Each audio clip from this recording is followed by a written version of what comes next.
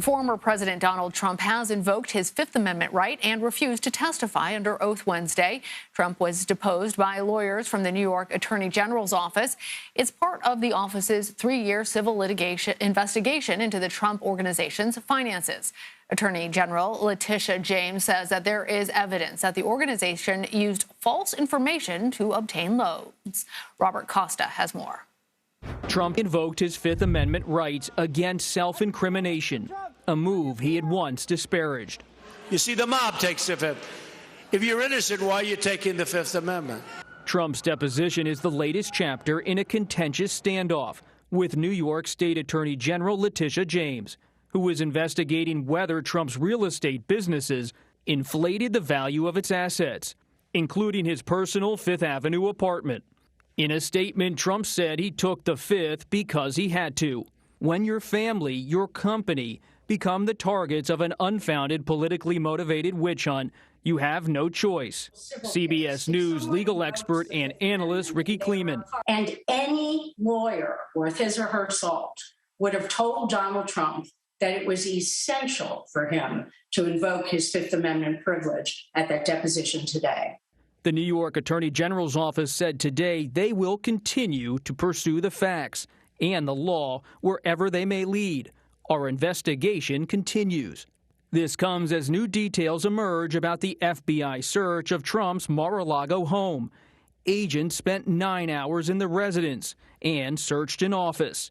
There are other Trump-related investigations, a criminal inquiry by the Manhattan District Attorney into his businesses there, a Georgia probe into his efforts to overturn the state's 2020 election results, and a federal grand jury hearing witness testimony about Trump's activities related to the 2020 vote.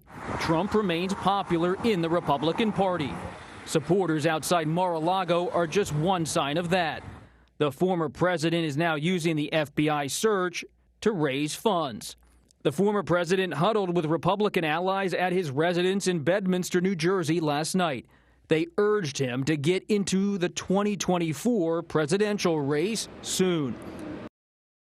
We're going to take a deeper dive on this by bringing in CBS News chief election and campaign correspondent Robert Costa, as well as Steve Baric. He is a partner at Baric & Associates and a former prosecutor.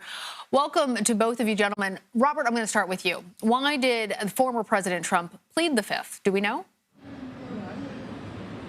He invoked the Fifth Amendment on the advice of his lawyers, and in this particular legal circumstance, a civil inquiry into his businesses, it's not entirely unexpected for someone to do what he did, which is invoke the Fifth Amendment, decline to answer questions. But at the same time, it's a decision that comes amid mounting legal scrutiny for the former president. He's facing not only a civil inquiry from New York State, but he's facing a possible criminal probe from the Manhattan District Attorney, activity on Capitol Hill, the investigation of the January 6th committee, and, of course, the Justice Department with its grand jury probes.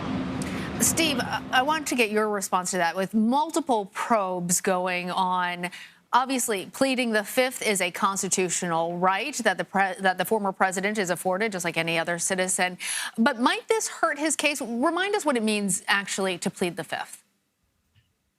Right. Hi, Lana. Thanks for having me. Look, to plead the Fifth, you have a right under the Fifth Amendment of the Constitution against self-incrimination.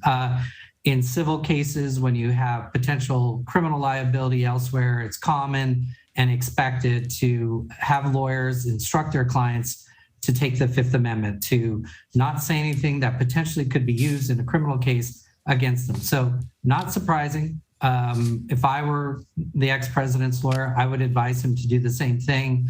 So I'm not surprised.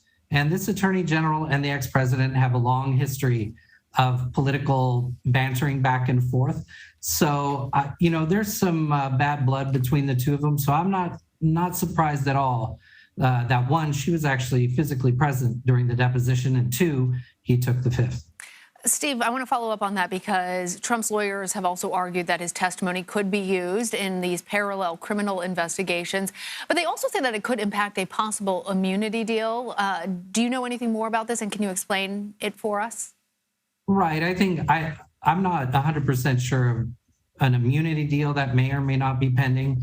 I don't think that's entirely public yet. But I think right now, what Trump's lawyers are doing is, look, there's a lot of moving parts here. There's a very broad investigation from the Department of Justice.